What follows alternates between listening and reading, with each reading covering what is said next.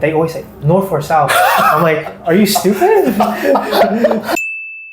Could you tell me how we met? We both play on a soccer team together FC. The first practice I think I went with the K7 team, you were like the first person to kind of like talk to me. The one thing I like about Together is that many people are very friendly.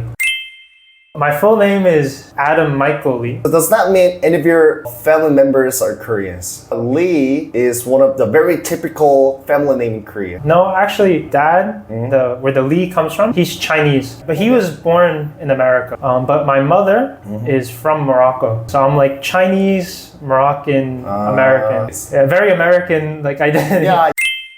How old are you? Do you want to guess? I think it's always funny. Koreans can't guess foreigner ages. I'm quite bad at guessing whoever it is. Is it kind of impolite or out of courtesy to ask how old are you? Not really. Maybe if I'm like really old, I don't care. Let me guess. You look like you are 25. Oh wow, okay, yeah, 25.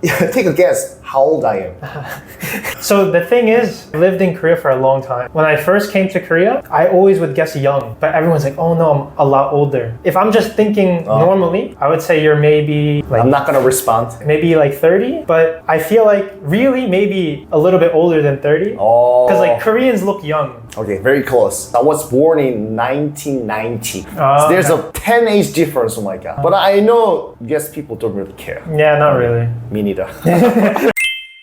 Where are you from? I'm from New York. When did you first come to Korea? It was 2 years ago, and I came to teach in an English hagwon. It wasn't the best time. Okay. Why wasn't the best time? The students, sometimes I would teach at like 10 o'clock at night, and they tell me like they go to school from 8 a.m. to 10 p.m. I'm like, wow, it's a bit unfair. Some students learn at different like pace, but in hagwon, they need to be done by certain year. Like even if student is not ready, we have to like keep on going.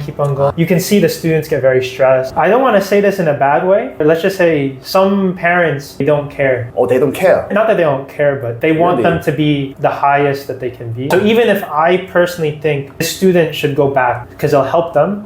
In that sense. Yeah, then the parent says, no, keep on going. That's when I feel really bad. By the way, how do you communicate with Korean parents? Like, there'll be a Korean teacher who does like conversation between parent and me. They serve as a kind of translator, interpreter. Yeah. So that's why sometimes, even if I say, I don't think this student should, they look at me like, no, it's okay. Just the parent's gonna complain though.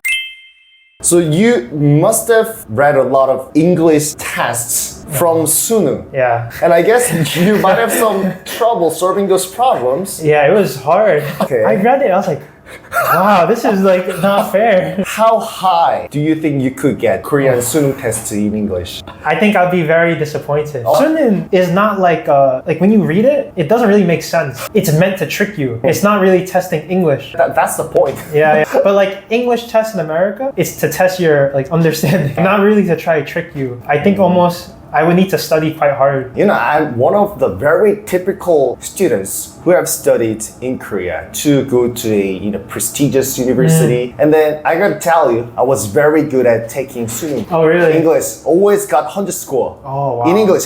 That's impressive. That's really impressive. But that doesn't mean that I was able to speak very fluently. It's a total different story.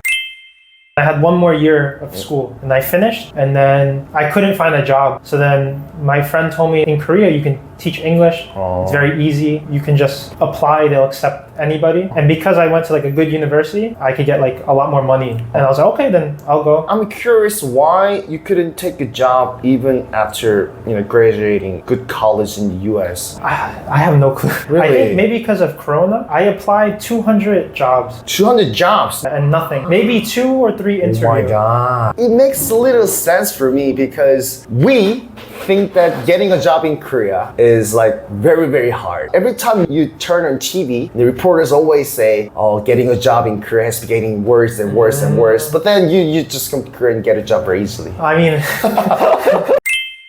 Americans, many people don't know a lot about Korea. When I tell people I live in Korea, they always say north or south. I'm like, are you stupid? Are they serious when they ask that question or just as a half joking? No, they're being serious. I'm like, you think I'm working in North Korea?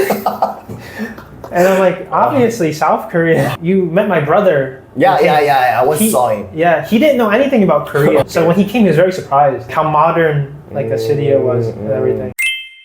The next question is, what is your favorite thing about Korea? That's a good question. Yeah, you can take your time. Honestly, very easy. The food is really good. Really? Yeah, I love Korean food. What food do you like the most? I like samgyetang, 닭갈비, and All the chickens. I love the chicken. Yeah. Jimtak, oh, that's so good. How about fried chicken? So good. But there must be food that you're not really big fan of. Yeah, there's one. Kimchi? No, I love kimchi. Kimchi jjigae, but the one I don't like, and it's for a different reason. Sundaegu. I got that. I don't like it, not because of the taste. Taste is okay. But when you order it, there's so much meat. But isn't that better if you have as many meats as possible in your one soup? Sundae is like such a strong flavor. It's too much. I once imagined that if I were foreigners, probably I wouldn't really love kimchi. Really? For some reason that I couldn't figure out. I couldn't really articulate that idea. You know what it is? It's the smell. Many Americans, if they know what it is, then they'll be very afraid to try. Like if you say, oh, kimchi is